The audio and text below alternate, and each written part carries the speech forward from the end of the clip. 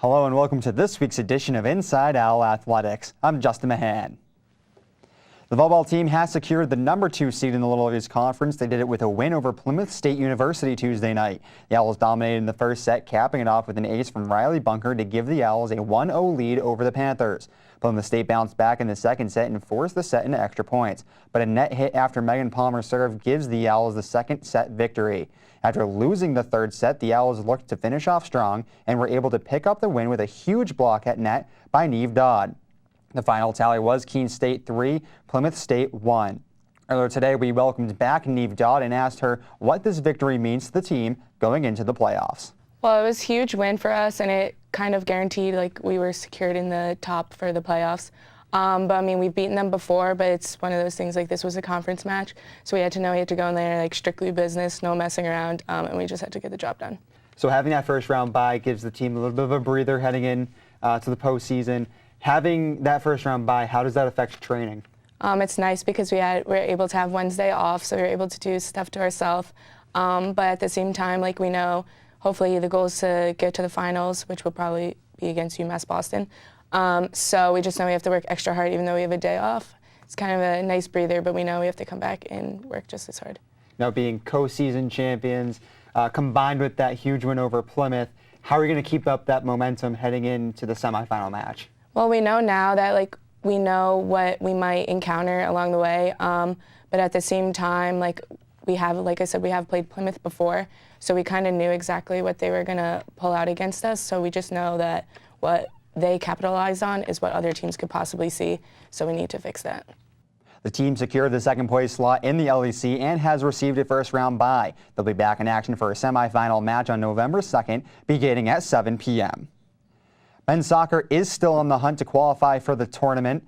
It's a do-or-die situation for them this weekend. They need to defeat UMass Dartmouth on Saturday and have Plymouth State either lose or tie this weekend to claim that 4th place slot for the tournament. If everything plays out right and a tournament slot is achieved, then the team will hit the road for a semifinal game on November 1st.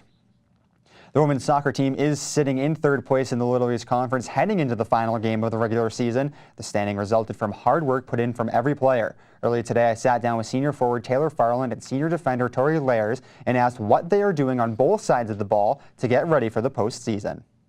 We've been shooting a lot compared to other teams, and we haven't necessarily capitalized on all our shots. So something that I think we've started focusing on more towards the end of this season is shooting and finishing our shots, because you obviously can't win without getting goals and everything, but we're getting shots from all over the field. It's not just our forwards, it's also our outside mids, our center mids. Tori is a defender and she comes up and she still gets shots off as well, so it's an effort from the whole team. Our goalie last week had an assist from a punt, so it's not just the forwards, but everybody has to be a part of getting the ball up on attack. Basically what we need to focus on is just working the ball out of the back and giving the forwards the good balls to get it into the net. Now, as freshmen, you both were on a team that won a Little East Conference championship. What does it mean for both of you to finish off your career adding one more championship on?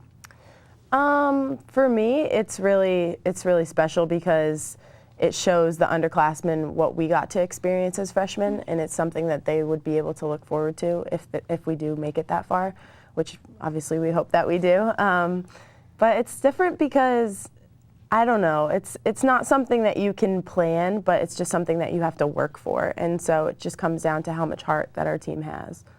Yeah, it's also, we have a lot of team chemistry because we obviously have 11 seniors, so we've been playing together for 4 years now, so we all think we're very capable of winning the championship too. So. Now, Taylor, you recently took over the 6th slot of overall goals scored in school history. It's almost like it's a natural instinct for you to score goals. How did that come about? Well, I actually didn't play forward until I got to college. I started out when I was younger as a defender, and then I worked up my way to midfield, and then when I got here, we had a really strong center mid. Her name's Alex Haley. She obviously graduated. She was there when we were freshmen. She was a senior. But so my position was kind of shifted around because obviously my coach still wanted to have me somewhere out there, so she put me as a forward. And I remember one game she told me, if you don't shoot 10 times, the whole team's running. So I was like, oh my gosh, okay. And so it just kind of like made me think like that is my new role as a soccer player, is to be the finisher and to try and get as many goals as I can to help support the team. Taylor also has like a very strong shot. And like I remember so vividly, she scored from like 40 yards out, and she had no idea she was even shooting it, but it went in. And it just, we were like, how did that just happen? It was amazing, yeah. Now, Tori, you're on a defense that has 5 shutouts this season. How do you work to kind of keep up that success on the field? Well, if the opposing team like has a very strong like offensive line, we kind of figure out who their goal scorers are and stuff like that. So we keep an eye on them, and like say we don't have a mark, we really just, we go to that player if we need to find someone, and then we just shut them down. And we're very good at like shutting down specific players, which is, I think, is like the thing that we're the strongest at. As you heard in that interview, the women's soccer team is in 3rd place in the LEC. They will take on UMass Dartmouth on Saturday to finish out the regular season in hopes of clinching that 3rd place standing. A win will keep them in 3rd, but a loss and a UMass Boston win over Western Connecticut will put them in 4th place. The team will host a quarterfinal game on Tuesday, October 31st. If they win, they will hit the road for an away semifinal matchup on November 2nd. And the field hockey team heads into the playoffs after securing the number 2 seed in the Little East Conference. They'll face Bridgewater State University on Saturday in an LEC quarterfinal matchup beginning at 3 p.m. A win will advance the team to hosting a semifinal matchup on Wednesday, November 1st. Cross-country teams are wrapping up their seasons with the Little East Conference Championship meet right here at KSC this Saturday. Earlier today, I talked with junior Alana Ohlendorf and coach Tom Pickering to find out what it means for them to have the conference meet on their home turf. It's always exciting to host the conference championship meet. We were lucky in that 2015 we hosted, and both our men and women ran very well, and we won on both sides. And to have it again this year is especially nice. Only 2 years later, our seniors, will have run it at home twice in their career, and for them to be able to go out the last time trying to defend the title on the women's side, on the men's side trying to recapture the title and do that at home in front of our home crowd, I think that's a great opportunity for them. And for our younger athletes to be able to run in front of their home crowd on a course they're used to, it can only be an advantage. And Alana, in your career, you've always helped the team win an LEC championship. What does it mean for you to go 4 for 4 on your career? I mean, obviously it would mean a lot for us to go 4 for 4 in my career. The last 2 years we were able to bring home a win, and it was really great and exciting. And if we can continue on that streak, it'll just be even better. Now, what are you working on to bring that 4th in a row championship for you? We've been working on doing a lot of workouts on our course just so that we know it and we know all the places that we can get an advantage, and just trying to be more of a team and like work together. Now, Coach, you have on both teams a lot of upperclassmen. After this season, you lose a good amount of seniors, but you also have a lot of freshmen. How is that transition for them, knowing that going into next season they'll be the top dogs? So that's always an interesting dynamic, and actually the men's team is a lot of veterans right now. Our men's team is the top 6 are made up of mostly juniors and seniors, with only 1 first-year runner breaking into the top 6 right now. However, on the women's team, we actually are very young this year.